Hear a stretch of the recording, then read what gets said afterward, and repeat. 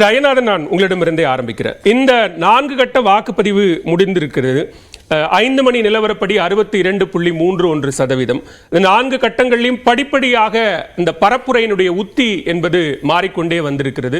400 அப்படின்னு சொன்ன இடம் இன்னைக்கு என்ன இடத்துல இருக்கு அப்படிங்கன்னு பேசக்கூடிய அதே நேரத்தில் பிரதமர் ஒரு பக்கம் காங்கிரசுக்கான வாய்ப்பு அப்படிங்கிறது ராகுல் காந்தியினுடைய வயதை காட்டிலும் குறைவான இடங்கள் தான் கிடைக்கும் அப்படின்னு சொல்ற விமர்சனம் எப்படி புரிஞ்சுக்கலாம்? இந்த தேர்தலினுடைய முடிவை கட்சிகள் நிர்ணயிக்க போவதில்லை, மக்கள் தான். பாலிடிக்ஸ் இல்லை, மக்களுடைய பர்செப்ஷன் தான் முடிவெடுக்க போகுது. முக்கியமாக நீங்கள் பார்த்தீங்க அப்படின்னம்னா, இந்த தேர்தலில் வந்துட்டு இந்த 10 ஆண்டு கால பிரதமர் மோடி அவர்களுடைய ஆட்சியின் மீதான வாக்கெடுப்பு என்று சொல்லத்தக்க அளவிற்கு எல்லாம் கள நிலவரம் அப்படிதான் மாறிப்போச்சு. என்ன செஞ்சுருக்கிறாங்க, நம்ம என்ன பெற்றிருக்கிறோம், இந்த மக்கள் என்ன பெற்றிருக்கிறார்கள் அப்படின்ற இடத்துல வந்துருக்குது. இந்த இடத்துல எதிர்கட்சிகளினுடைய அந்த தேர்தல் அறிக்கை, அவருடைய விமர்சனங்கள் ஒரு பக்கம், பிரதமர் செய்ய போகிறது ஒரு குற்றச்சாட்டு அரசியல், இவங்கெல்லாம் எப்படி, இவங்களுடைய குடும்ப ஆட்சி, இப்படி தான் அவர் வந்துட்டு சொல்லிட்டு இருக்கிறாரு. இப்போ இதையெல்லாம் எடை போட்டு பார்க்கக்கூடிய அளவிற்கு வந்துட்டு மக்களினுடைய நிலைமை வந்துட்டு நல்லா திட்ட தெளிவாக, ஏன்னா ஊடகங்கள், பத்திரிகைகள், கூடுதலாக சமூக ஊடகங்கள் பரவலாக போன முறையை விட இந்த முறை போயிட்டு ஏகப்பட்ட தகவல்களை அள்ளி சாதனைகளையும் சொல்றாங்கல்ல. இதுவரைக்கும் 10 ஆண்டுகள்ல பாஜக அரசு என்னென்னலாம் மக்களுக்கு செய்திருக்கிறது அப்படிங்கிற சாதனையையும் அந்தந்த மாநிலங்களுக்கு ஏற்ற மாதிரி சொல்றாங்கல்ல. இல்லை, ஒரு மாநிலத்திலையும் பேப்பரில் வந்துச்சு, மோடி அவர்களுடைய படத்தை போட்டு என்னென்ன சாதனைகள் எல்லாம் போட்டாங்களோ அந்த சாதனைகள் எல்லாம் மோடியை அழுத்தி பேசலை. இப்போ தமிழ்நாட்டுக்கு 7 முறை 8 முறை வந்தார். எந்த சாதனையை அவர் இந்த மக்கள் முன்னாடி எடுத்து சொன்னார்? சொல்லலை. அவர் ஒரு குற்றச்சாட்டு அரசியலில் தான் அவர் போனார். அந்த 7-8 முறையிலே அந்த பரப்புரையில் நீங்கள் பார்த்தீங்கன்னா தமிழ்நாட்டு அரசியலை, திராவிட முன்னேற்ற கழகத்தை, இதைத்தான் அவர் குற்றச்சாட்டி ஒரு அரசியலை பண்ணாரே ஒழிய இந்த சாதனையினால இந்த தமிழ்நாடு பெற்ற பலன் இதுன்னு அவர் எதையுமே எடுத்து சொல்லலை.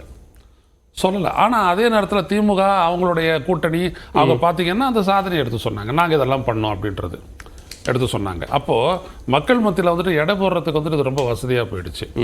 த்ரூ அவுட் இந்தியாவில் என்ன அப்படின்னீங்கன்னா, இந்த தேர்தலில் இவங்க வந்துட்டு இந்த மதவாதத்தை வைத்து, இந்து பெரும்பான்மையை வைத்து, குறிப்பாக 1வது கட்ட தேர்தலுக்கு பிறகு மோடி முன்வைத்த அந்த மதவாத அந்த பரப்புரை அப்படின்றது மிகப்பெரிய அளவிற்கு இந்த மக்களிடையே வந்துட்டு அந்த பிடிப்பை மோடி இழப்பதற்கு காரணமாகிவிட்டது.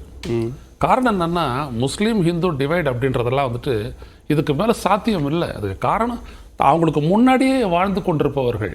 ஒரு சமூகத்தில் பார்த்தீங்கன்னா இவங்களாம் ஒரு கலப்பின சமூகம். இந்தியா முழுவதும் அவங்க ஒரு இடத்துல வாழறாங்க, இவங்கள ஒரு இடத்துல வாழறாங்க அப்படின்றதெல்லாம் கிடையாது. பொதுவாக இந்தியா முழுவதும் நீங்கள் பார்த்தீங்கன்னா அவங்களுடைய வாழ்நிலை என்ன, அவர்கள் எப்படி வாழறாங்க அப்படின்னு தெரியும். எனவே அவங்கள நீங்கள் எதிரியாக காட்டுறது, அவங்களுக்கு எல்லாத்தையும் தூக்கி கொடுத்துருவாங்க அப்படின்னு சொல்கிறதெல்லாம் வந்துட்டு எவ்வளவு பெரிய உண்மையிலிருந்து அது தள்ளி இருக்குது அப்படின்றதெல்லாம் அந்த மக்களுக்கு புரிஞ்சு தான் இருக்குது. தோல்வியை விட்டு விளங்கும் போது அப்படி பேசுறாருன்னு சொல்றீங்க. ஆனால் ராகுல் காந்தியினுடைய வயதை விட குறைவாக எதிர்கட்சி அந்தஸ்துக்கான வாய்ப்பே இல்லாத அளவுக்கான இடங்கள் அவ்வளவுதான் காங்கிரஸுக்கு கிடைக்கும், அது கூட சந்தேகம் தான் அப்படிங்கிறாரு.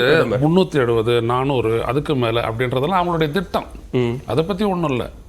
ஆனால் மக்கள் வாக்களிக்கணும். இன்னும் பல்வேறுபட்ட விடயங்கள்லாம் இருக்குது. நான் என்ன சொல்ல வரேன் அப்படின்னம்னா, இந்த பரப்புரை அப்படின்றதுல வந்துட்டு ஒரு ரிசல்ட் வரணும் இல்லையா, அந்த ரிசல்ட்டை பாஜக இழந்து விட்டது. குறிப்பாக இவங்க வந்துட்டு இந்த சாதிவாரி கணக்கெடுப்பு, இடஒதுக்கீடு, இந்த இதர பிற்படுத்தப்பட்டோருக்கான இடஒதுக்கீட்டை நாங்கள் விரிவு செய்வோம் அப்படின்னு சொல்லக்கூடிய விடயங்கள் வந்துட்டு கிட்டத்தட்ட நீங்க பாத்தீங்கன்னா அந்த நாட்டினுடைய உழைக்கும் சமூகத்தை அப்படியே பாஜகவிடமிருந்து அந்நியப்படுத்தி விட்டது. அதுதான் இந்த தேர்தல் முடிவுகளை பார்க்க போறோம் நம்ம. ஏதாவது இதர பிற்படுத்தப்பட்ட சமூகத்தில் பெருமளவிற்கு, அதாவது ஒரு 40% அளவிற்கு பாஜக கூட்டி விழுந்துச்சு கடந்த 5 மாநில சட்டப்பேரவை. நான் சிஎஸ்டிஎஸ் லோக்நிதி அந்த சர்வே என்னுடைய அடிப்படையில் சொல்றேன். அந்த வாக்கு வங்கி இன்னைக்கு பாரதிய ஜனதாவை விட்டு விலகி விட்டது. அதுதான் இந்தியா கூட்டணிக்கு ஒரு பெரும் அளவிற்கான ஒரு முன்னிலையை தந்திருக்கிறது. அதே நேரத்தில் பாஜகவிற்கான அந்த ஆதரவு வாக்கு வங்கி இந்த மாதிரி போனது மட்டும் இல்லாத பாஜகவிற்கான ஆதரவு வேற எந்த இடத்துல இருந்தும் வரல அப்படின்ற அளவிற்கு தான் இந்த தேர்தல் போய்கிட்டு இருக்குது. அதனாலதான் அவர் பெரும்பான்மை சிறுபான்மை அப்படின்ற ஒரு இடத்த வந்துட்டு வச்சு எல்லா இடத்துலையும் பாஜக தலைவர்கள் அதைத்தான் பேசுறாங்க. இப்ப கூட 5 அம்ச சவாலை ஒன்றத்தை வச்சிருக்கிறாரு அப்படின்னு சொல்லிட்டு நீங்க சொன்னீங்க திரு அமித்ஷா.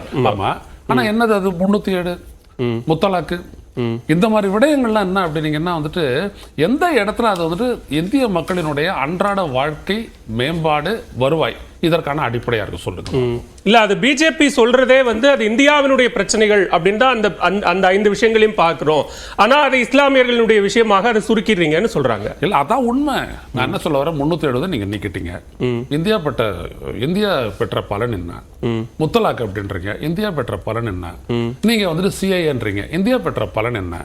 எம்ப்ளாய்மெண்ட், வேலை வாய்ப்பு, விலைவாசி ஏற்றம், பொதுவான சமூக அமைதி, சமூக இணக்கப்பாடு, இதெல்லாம் எதுவுமே பாஜக அந்த இடத்துலயே இல்லை. ஒரு சராசரியா இன்றைக்கு புதுசா வந்திருக்க வாக்காளர்கள் எதிர்த்து இன்னைக்கு 30 வயது இருக்கக்கூடிய வாக்காளர்கள் வரைக்கும் பாத்தீங்கன்னா பாஜகவிற்கு அவங்களுடைய ஆர்வத்திற்கு பதில் சொல்வதற்கு எதுவுமே இல்லை. சரி, ஓகே, முதற்கட்ட பார்வையா எடுத்துக்கிறேன் திரு நாராயணன். இங்க பிரதமர் நரேந்திர மோடி 4 கட்ட தேர்தலுக்கான பரப்புரையிலும் குற்றச்சாட்டு அரசியலைத்தான் மிக தீவிரமாக முன்வைத்திருக்கிறார். ஒரு டிவைடிங் பாலிடிக்ஸ் அப்படிங்கிறத எடுத்து மதங்களுக்கு இடையிலான ஒரு பிளவை ஏற்படுத்தும் விதமாகத்தான் அப்ரோச் இருந்திருக்கிறது, அது எடுபடாது அப்படின்னு சொல்றாரு திரு ஐயநாதன். அதாவது சில பேர் வந்து தூங்கிக்கிட்டே இருப்பாங்க, சில பேர் தூங்குற மாதிரி நடிப்பாங்க. என்னுடைய நல்ல நண்பர் ஐயநாதன் எப்பொழுதுமே எனக்கு தெரிஞ்ச அந்த காலத்துல தூங்குற மாதிரி நடிச்சுக்கிட்டே இருக்கிறாரு. நான் என்ன செய்ய முடியும் சொல்லுங்க, எழுப்பவே முடியாது. அவங்க கோபநாத் சாரோட சிரிக்கிறாரு பாருங்க. ரொம்ப நாள் ஆச்சு நான் அவர் கூட பேசி, கோபநாத் சார் கூடயும் பேசி சந்தோஷமா இருக்கு. இப்போ ஐயநாதன் நிறைய விஷயம் சொன்னாரு. வந்து குற்றச்சாட்டு மத ரீதியா, யார் மத ரீதியா பேசுறாங்க? தமிழ்நாட்டுல தாங்க பெரும்பான்மை மதமான இந்து மதத்தை, அதாவது சனாதன தர்மத்தை மிக மோசமாக, கேவலமாக, இழிவாக மக்கள், பெரும்பான்மை மக்கள் பேசக்கூடிய அவருடைய நம்பிக்கைகளை, கடவுள்களை இடித்தும் பழித்தும் பேசி அதையே பிழைப்பாக ஆக்கி கொண்டிருக்கிறது தமிழ்நாட்டில் தான். தமிழ்நாட்டில் இருக்கக்கூடிய திராவிட முன்னேற்ற கழகம், காங்கிரஸ், விடுதலை சிறுத்தைகள், ஏன் காங்கிரஸ் உட்பட அத்தனை பேருமே மதவாத கட்சிகள் தான். இவங்க அத்தனை பேருமே மதவாதிகள் தான். ஏனென்று சொன்னால் எப்படியாவது ஒட்டுமொத்தமா முஸ்லீம் ஓட்டி கிறிஸ்டின் ஓட்டியும் நாம வந்து வளைச்சு போட்டுக்கணும் அப்படின்னா அதுக்காக நாம வந்து பெரும்பான்மை மதத்தை, யார் ஒருவர் இஸ்லாமியர் இல்லையோ, யார் ஒருவர் கிறிஸ்துவர் இல்லையோ, யார் ஒரு பார்சி இல்லையோ அவர் ஹிந்து அப்படின்னு சொல்லக்கூடிய அரசியலமைப்பு சட்டம் தந்த அந்த இந்துக்களை நிந்தனை செய்து அதன் மூலம் அரசியல் பிழைப்பு நடத்தி கொண்டிருப்பவர்கள் தான் இவர்கள். அதனால மதவாதிகள் இவர்கள் தான் தவிர மதத்தை வைத்து அரசியல் செய்வதற்கு பாரதிய ஜனதா கட்சிக்கு எந்த விதமான அவசியமும் இல்லை, தேவையும் இல்லை. ஆர்டிகல் 370 எடுத்ததுனால என்ன யூஸ்ன்னு கேட்கிற ஒரு மனிதர் ஐயநாதன் ஒருவராக தான் இருக்க முடியும். அந்த அளவிற்கு ஆர்டிகல் 370 எடுத்ததுனால என்னெல்லாம் நடந்துச்சுன்னு கேட்கிறாரு. ஒண்ணும் இல்லைங்க, சுதந்திரம் பெற்றதுல இருந்து அங்க இடஒதுக்கீடு இல்லை. அங்க SC ST மக்களுக்கு எந்த விதமான சலுகைகளும் கிடைக்காது இருந்துச்சு. இப்ப அது கிடைக்குது. ஐயநாதனுக்கு அது பொறுக்கல, எப்படி அவங்களுக்கு இடஒதுக்கீடு கிடைக்கலாம்னு கேட்கிறாரு. சரி, அதை விடுங்க. என்ன, ஏன்னா சமூக நீதி பேசுற மாநிலத்துல இருந்து வந்திருக்கிறார்ல, அதனால அப்படி பேசுறாருன்னு நான் நினைக்கிறேன். இன்னைக்கு வந்து அனைத்து சமுதாயத்தை சேர்ந்தவர்களுக்கு அங்க இடஒதுக்கீடு கிடைக்கிறது. தொழில் வளர்ச்சி அருமையா இப்போ வந்து பல தொழில்கள், அங்கே பல தொழிற்சாலைகள் வந்து கொண்டிருக்கின்றன. இதற்கு முன்னால அங்க இருந்த தீவிரவாதம் வெகுவாக குறைந்திருக்கிறது. சுற்றுலா, நான் கூட போயிட்டு வந்தேன் பலவேல், வாழ்க்கையில முதல் முறையா நான் வந்து காஷ்மீருக்கு போயிட்டு வந்தேன்னா பாத்துங்க, அந்த அளவிற்கு அமைதி நிலவுகிறது, அருமையாக இருக்கக்கூடிய ஒரு இடம். சோ இது எல்லாமே விஷயம். இன்றைக்கு வாக்களிக்க வந்த பரூக் அப்துல்லாவும் உமர் அப்துல்லாவும் நாங்க இங்க இருக்கக்கூடிய தலைவர்கள் தேர்தல் நேரத்தில் வீட்டு காவலில் வைக்கப்பட்டோம், இது பாஜகவினுடைய தோல்வி பயம் காரணமாக தலைவர்களை எல்லாம் வீட்டு காவலில் வைத்திருக்கிறாங்க அப்படின்னு வாக்களிக்க வரும்போது சொன்னாங்க. நான் என்ன கேக்குறேன், இத்தனை வருடங்கள்ல நம்ம நாடு சுதந்திரம் பெற்ற இத்தனை வருடங்களில அங்க நடந்த அத்தனை அட்டூழியங்களுக்கு யார் பொறுப்பேற்பது? இவ்வளவுதாங்க விஷயம். இன்னைக்கு பாகிஸ்தான் ஆக்கிரமித்துள்ள காஷ்மீர்ல அவ்வளவு பெரிய, எங்களுக்கு பாகிஸ்தானிலிருந்து விடுதலை வேண்டும் என்று சொல்லப்படுகிற அளவிற்கு அங்கு தினந்தோறும் பிரச்சனைகள் நடந்து கொண்டிருக்கின்றன என்பதை நாம் புரிந்து கொள்ள வேண்டும். அதனாலதான் இன்னைக்கு நாம வந்து பாகிஸ்தான் ஆக்கிரமித்துள்ள இந்தியாவினுடைய காஷ்மீரை, என்னுடைய நாட்டை சேர்ந்த ஒரு பகுதியை நாங்க மீட்போம்னு சொன்னா, இதை நம்ம எதிரில் உட்கார்ந்து இருக்கிறார் பாருங்க நம்ம கம்யூனிஸ்ட் அருணன் சாரு, அவர் சொல்றாரு ஏழைகளே இவங்க போர்னு சொல்லி வரிய தேட போறாங்க. இன்னைக்கு காலைல ட்வீட் போட்டிருந்தாரு அருணன் சார், நான் பார்த்தேன்.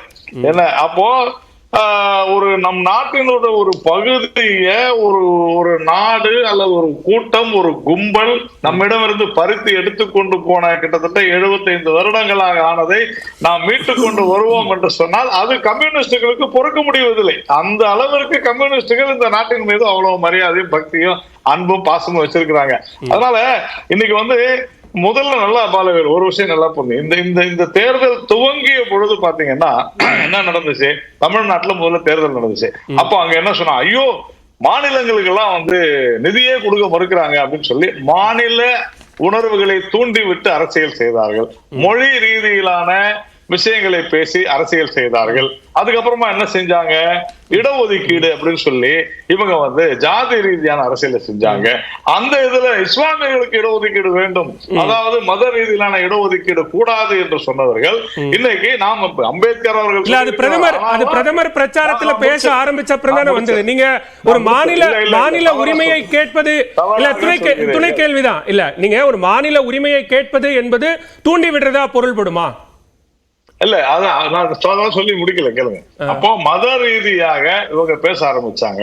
இப்போ திடீர்னு பாருங்க, நாம சவுத்துல தெற்குல தென்னிந்தியாவில தேர்தல் முடிஞ்சு போச்சு, வட இந்தியாவில அதிகமானோன்னு திடீர்னு நிற ரீதியான பிளாக் அப்படின்னு சொல்லிட்டாங்க. இங்க இதுல தென்னிந்தியாவில கருப்பர்கள் இருக்கிறாங்கன்ற அளவுக்கு இன்னைக்கு காங்கிரஸ் பாஜக கூட்டணியில் இருக்கிற டிடிபி 4% இஸ்லாமியர்களுக்கான இடஒதுக்கீட்டை உறுதி செய்வோம்னு தேர்தல் அறிக்கையில சொல்லி இருக்காங்க. அதை பாஜக ஏற்குதா மறுக்குதா? அவங்களுடைய சட்டசபை தேர்தலில் சொல்லி இருக்கிறாங்க, நாங்க அதை ஏற்கவில்லை, மறுக்கிறோம். அதனால கூட்டணியில் இருக்கீங்கல்ல. ஒன்று நீங்க கேட்ட கேள்விக்கு நான் ஒன்னொன்னா பதில் சொல்றேங்க. அப்போ இதுல தொடர்ந்து பாத்தீங்கன்னா மாநில உணர்வுகளை தூண்டி விடுவது, மொழி ரீதியிலாக பேசுவது, ஜாதி ரீதியாக, மத ரீதியாக, இப்போ இன ரீதியாக